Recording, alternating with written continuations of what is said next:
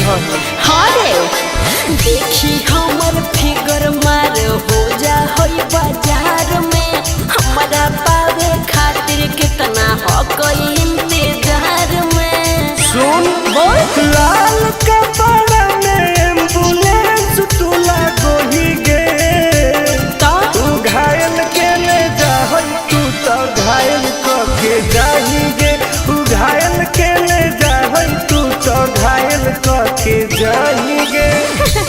अरे बाप रे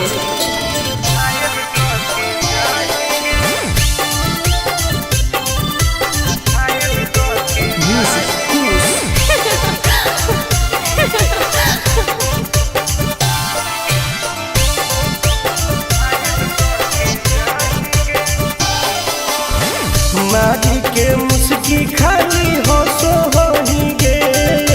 अच्छा कवनो से काहे नहीं फसो होही गे। आगे बोल लगे हे सुन उठवा के लाली जानो लेवा हो कोई रे गलिया मिठाई वाला लेवा हो कोई रे बुझले। ओके मारो ही की सुत करो ही नहीं गे। चल हाय तू घायल के ले जा तू तो घायल के जाही गे तू घायल के ले जा तू तो घायल के जाही गे।